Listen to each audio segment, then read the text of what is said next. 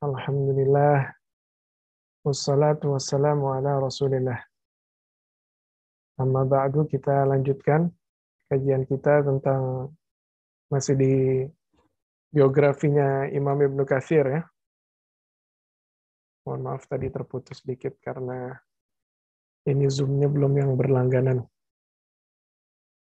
Ya, kita share lagi yang masih di akidahnya Imam Ibnu Katsir ya. Apa suaranya jelas di sini semuanya?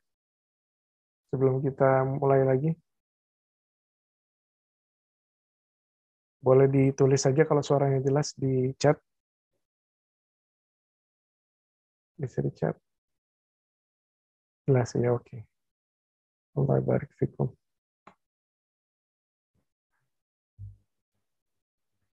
Kita sampai di poin tadi bahwa dalam kita meyakini hal-hal, sifat-sifat yang kita yakini, sifat-sifat ini terdapat dalam Allah Subhanahu wa taala, itsbatus sama, ya, pendengaran, penglihatan, wajah, ilmu dan lain-lain, ya. Kita harus meyakininya tanpa tasbih, tanpa menyamakannya dengan apapun. Nggak boleh kita menyamakan karena Allah Subhanahu wa taala berfirman, "Laisa kamitslihi syai'un wa huwas samiul basir." Allah Subhanahu wa taala berfirman bahwa tidak ada sesuatu apapun yang bermirip atau semisal dengan Allah Subhanahu wa taala, wa huwas samiul basir. Dan Allah Subhanahu wa taala itu merupakan zat yang Maha mendengar dan maha melihat, ya. Wala takif, dan kita juga tidak boleh membagaimanakan sifat tersebut, ya. Kita tidak boleh membagaimanakan sifat tersebut, dan juga kita tidak boleh mengingkari, tahrif, ya. Kita merubah maknanya dengan makna yang lain, nggak boleh. Contohnya tahrif itu alhamdulillahi rabbil alamin, ya. Tapi kita tahrif yaitu menjadi alhamdulillah, itu nggak boleh karena itu tahrif al-lafzi namanya. Kita merubah lafaznya yang harusnya alhamdu, kita rubah menjadi alhamda. Ini suatu yang tidak boleh. Dan juga ada tahrif ma'nawi. Tahrif ma'nawi itu dengan lafaz yang sama. Contohnya Allah menyebutkan di suatu ayat di surat Al-Maidah, yadullahi maghlulah, kata orang-orang Yahud. Orang-orang Yahud itu bilang tangannya Allah itu terbelenggu. Ya, subhanallah amma yasifun. Bahkan kata Allah Subhanahu wa taala di ayat selanjutnya, bal yadahu mabsutatan, yaitu bahkan kedua tangan Allah itu mabsutatan, yaitu terbentang kata Allah Subhanahu wa taala. Dua-duanya terbentang kata Allah Subhanahu wa taala. Maka kita tidak boleh mentahrif makna tangan tersebut menjadi kekuatan Allah Subhanahu wa taala atau menjadi rahmatnya Allah Subhanahu wa taala atau menjadi nikmatnya Allah Subhanahu wa taala. Ini hal-hal yang merupakan pengingkaran terhadap sifat-sifat Allah Subhanahu wa taala. Dan juga tidak boleh tabdil, wala taghyir, tidak boleh mengganti, tidak boleh merubah, ya. Wala izalatil lafz, ya. Izalatil lafz itu maksudnya tidak boleh mengurangi lafaznya. Yang Allah datangkan di Al-Quran tidak boleh kita kurangi, satu huruf pun tidak boleh kita kurangi.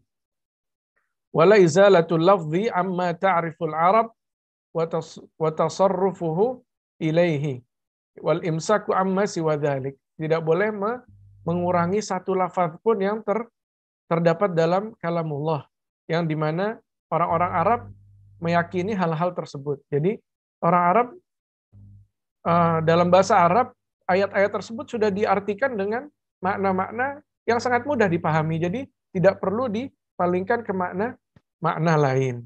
Ya, ini perlu dipelajari lebih dalam di pelajaran asma wa sifat. Ya. Dan juga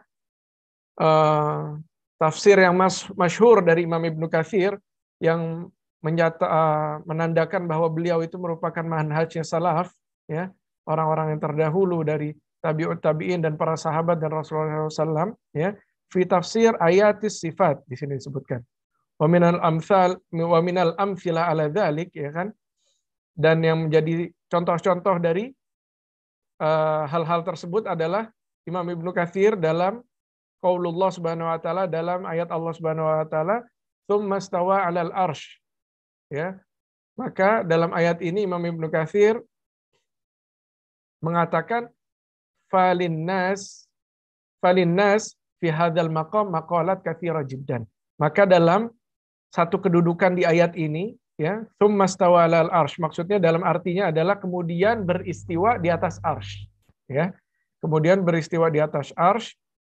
Maka dalam hal ini, dalam kedudukan di sini, manusia itu menyebutkan perkataan-perkataan atau tafsiran-tafsiran yang sangat banyak, kata Ibnu Katsir rahimahullah. Laisa hadza maudhu' bastiha. Ini bukan tempat untuk berbanyak-banyakan dalam tafsir, bukan, tapi wa innama nasluk fi hadzal maqam madhhabus salafus saleh, kata Imam Ibnu Katsir. Dan yang hanya kita kerjakan di sini yaitu kita mengikuti dalam kedudukan di ayat ini, yaitu mengikuti perkataannya madhab as-salafus saleh, mengikuti para pendahulu kita, orang-orang soleh terdahulu kita, yaitu Malik, ya, Imam Malik, wal Auza'i, dibilang di sini, wa al Auza'i wa Tsauri wa ghairihim, dan yang selain dari mereka, ya, min a'immatil muslimin qadiman wa haditsan, dan dari para imam-imam umat muslim yang terdahulu dan yang sekarang, ya, wa huwa imraruha kama ja'at min ghairi takyif, dan itu adalah kita meyakini bahwa data Allah sebagaimana yang ada dalam ayat tersebut, yaitu istawa 'alal arsy, ya. Allah istawa 'alal arsy kama ja'at, seperti yang datang dari Allah Subhanahu wa taala, min ghairi takyif, dan tidak membagaimanakan istiwanya Allah Subhanahu wa taala. Kita tidak boleh membagaimanakan istiwanya Allah Subhanahu wa taala, wala tashbih, dan tidak boleh memiripkannya dengan suatu apapun. Wala ta'til, dan tidak boleh membatalkan makna tersebut, ya. Tidak boleh membatalkan makna tersebut. Ini merupakan contoh dari Imam Ibnu Katsir yang menyatakan bahwa akidahnya Imam Ibnu Katsir yaitu sesuai dengan akidahnya manhaj as-salafus saleh, orang-orang soleh yang terdahulu, ya. Dan mazhab fikihnya Imam Ibnu Katsir yaitu Asy-Syafi'i. Di sini disebutkan hadhihi an-nisbah lisy-Syafi'i, ya. Ini di dalam namanya Imam Ibnu Katsir disebutkan bahwa beliau Asy-Syafi'i, ya. Dan ini manhaj Ibnu Katsir dalam penulisannya, bagaimana cara Imam Ibnu Katsir rahimahullah menuliskan kitabnya tersebut. Ini kita lewatkan saja, ya. Dan masodir, ya, sumber-sumber dari Imam Ibnu Katsir dalam tafsir, ya, dalam tafsir Al-Qur'an ini, dalam kitab tafsir yang At-Tafsir Al-Qur'anul Azim. At-Tafsir Al-Qur'anul Azim yang dibawakan oleh Imam Ibnu Katsir ini, yang ditulis oleh Imam Ibnu Katsir ini, apa sumber-sumbernya? Yaitu sumbernya adalah yang pertama dari para salafus soleh, dari para sahabat dan para tabi'in, wa tabi'ut tabi'in, dan dari para pengikutnya tabi'in, ya. Dan di dalam kitabnya, yaitu dalam sumber-sumber yang lain, yaitu Imam Ibnu Katsir mengambil dari At-Taurah, dari kitab Taurat juga, wal Injil, dan dari kitab Injil, fi mawadhi' min tafsirihi, di beberapa tempat dalam tafsir-tafsirnya. Dan juga dalam Ulumul Quran, Imam Ibnu Katsir, ya, menafsirkan Al-Qur'an dengan Al-Qur'an lagi. Menafsirkan Al-Qur'an dengan Al-Qur'an lagi. Dan juga Imam Ibnu Katsir mengambil dari mufassirin yang terdahulu, contohnya Imam At-Tabari, ya. Setelah itu ada Ibn Abi Hatim, ada Abdul Razak As-San'ani, Abi Bakar Ibn Marduwiyah, ya. Ini merupakan sumber-sumber dari tulisannya Imam Ibnu Katsir dalam kitab tafsirnya. Juga Imam Ibnu Katsir mengambil dari kitab As-Sunnah, mengambil dari kitab-kitab sunnah, ya. Mengambil dari kitab-kitab hadis-hadisnya Rasulullah SAW, dan ulumul hadis, dan ilmu-ilmu hadis, dan penjelasan dari ilmu-ilmu tersebut, ya. Ini sepertinya nggak perlu kita bahas. Al-Israiliyat Waham Al-Hafidh Ibnu Katsir fi tafsirihi.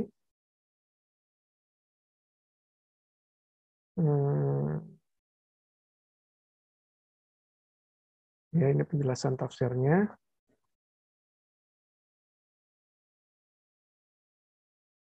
Ya, ini muqaddimah. Insya Allah mungkin agak panjang ini mukadimahnya tentang Imam Ibnu Katsir. Insya Allah pertemuan yang akan datang, pekan depan insya Allah kita masuk mulai ke surah Al-Fatihah. Ya. Mulai dari Makkiyahnya atau Madaniyahnya, ya, dan lain-lain. Insya Allah kita mulai di pekan selanjutnya. Sampai sini, apakah ada pertanyaan yang kurang jelas? Ada ibu guru nih, Ibu Eli, Masya Allah. Dulu ngajar saya, dulu ngajar saya, sekarang jadi saya yang ngajar Ibu Eli, Masya Allah. Jazakillah khairan Ibu Eli.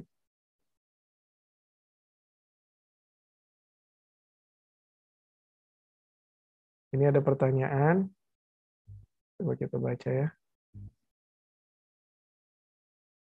Bismillahirrahmanirrahim. Warahmatullahi wabarakatuh. Waalaikumsalam warahmatullahi wabarakatuh. Syukran atas kesempatan pertanyaannya. Allahumma amin. Semoga Allah juga memberkahi dan melindungi kita semua dan keluarga kita semua. Bagaimana jika mendengar ayat tentang kondisi penduduk surga yang dapat melihat wajah Allah? Berarti apakah kita tidak boleh membayangkan bahwa wajah itu bagai gambaran wajah dengan dua mata, hidung, mulut, dan lain-lain? Syukran wa jazakallah khairan. Ya, ini kalau kita jelaskan tentang hal ini, jadi pembahasannya akan sangat panjang sebenarnya. Tetapi pada dasarnya kita jawab dengan singkat aja dulu bahwa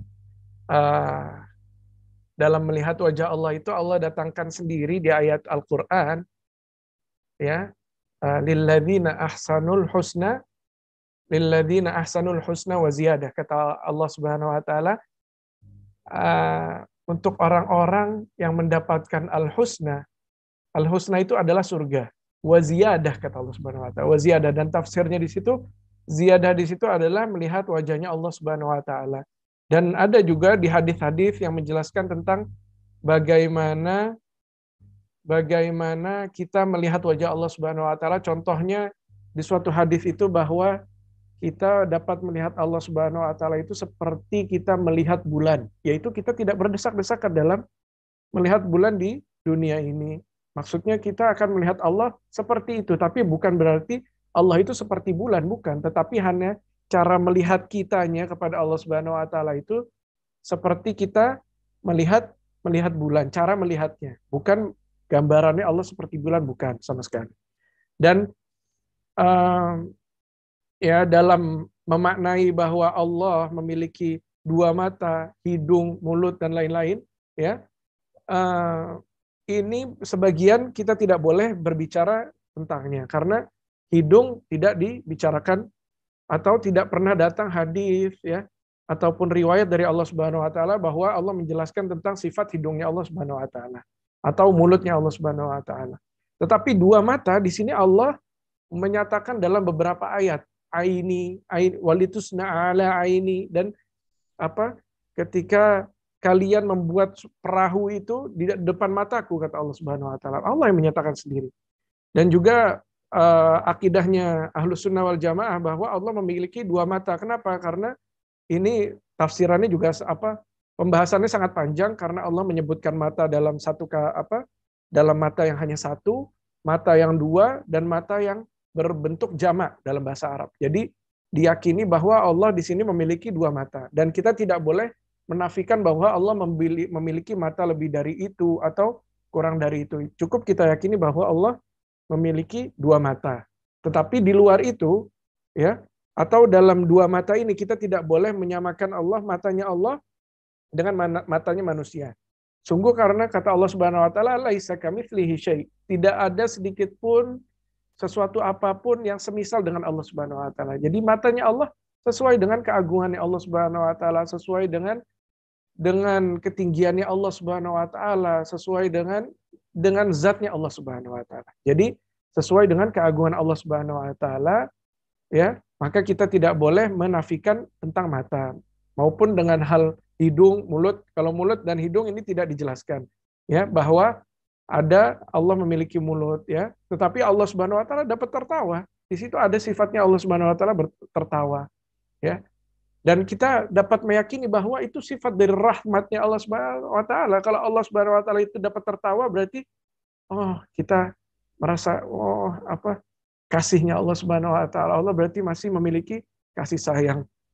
Dan juga dalam kalam Allah Subhanahu wa taala dapat berbicara. Ini tidak menafikan Allah Subhanahu wa taala dapat berbicara.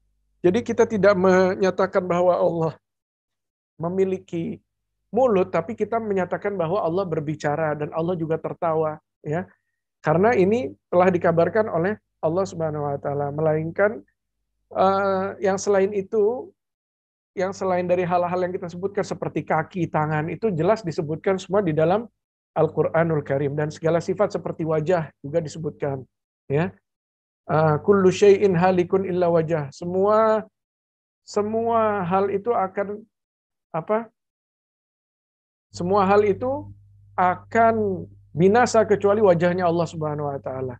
Itu disampaikan oleh Allah Subhanahu wa taala. Jadi hal wajah ini harus kita yakini, tapi kita tidak boleh menyamakannya, dan kita tidak boleh menyamakannya dengan suatu zat atau suatu makhluknya Allah Subhanahu wa taala, dan kita tidak boleh membayangkannya bagaimana takyifnya itu, karena itu setan. Kalau sampai kita membayangkan bahwa bagaimana wajahnya Allah Subhanahu wa taala, itu merupakan bisikan setan. Jadi itu harus segera kita hindari. Kita cepat-cepat baca a'udzubillahi minasyaitonirrajim. Terus kita berkata bahwa amantu billah, yaitu aku beriman kepada Allah Subhanahu wa taala. Ya, kurang lebih seperti itu jawabannya yang sangat singkat ini, tapi kalau kita mau pelajari, insya Allah kita pelajari dalam bab asma wa sifat, insya Allah ta'ala. Allah barik fikum.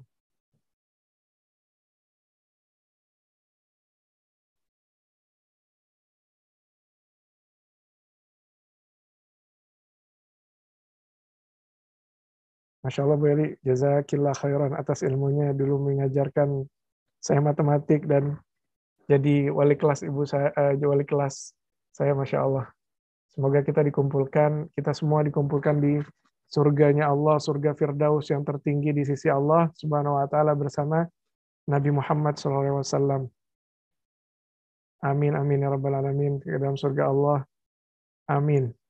Amin. Semoga kita dapat melihat wajah Allah Subhanahu wa taala, dan ada derajat yang paling tinggi itu, ya, itu seorang hamba yang dapat melihat wajahnya Allah Subhanahu wa taala bukratan wa asyiyah, ya.